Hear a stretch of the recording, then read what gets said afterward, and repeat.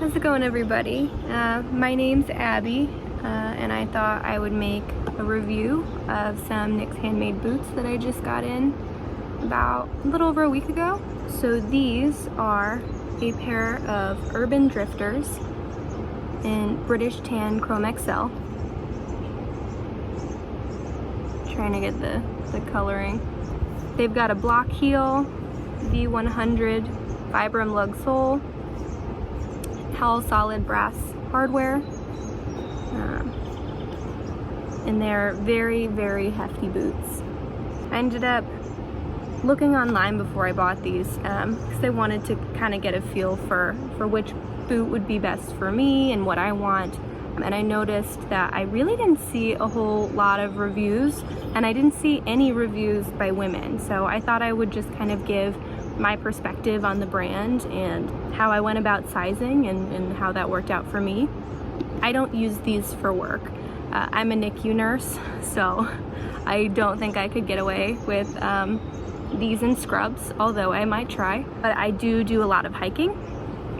So I wanted to find a boot that was going to last a while, that I could resole, and that I wouldn't really feel bad about, you know, beating up a little bit.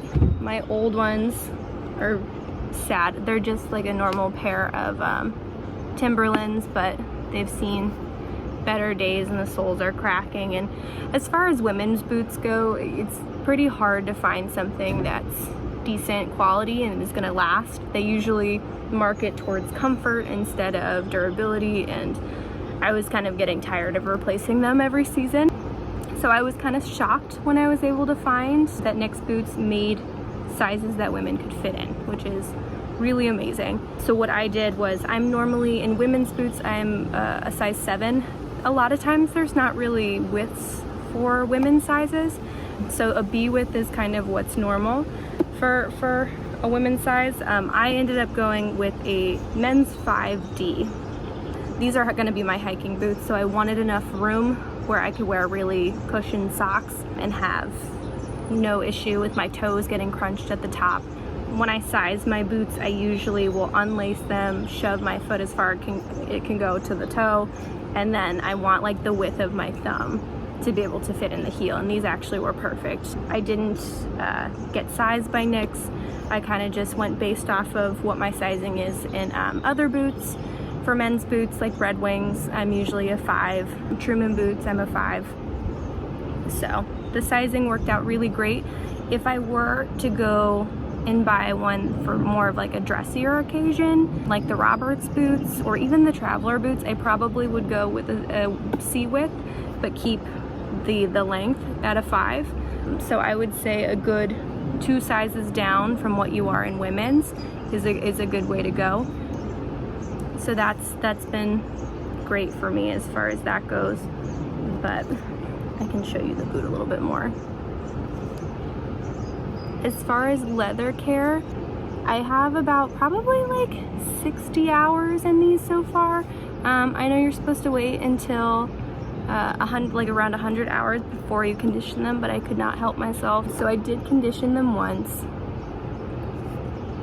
When you get the boots, they come with Nick's, just like a little can of it. I'm pretty sure it's Obanoff's. They're like balm. It's like a hard balm.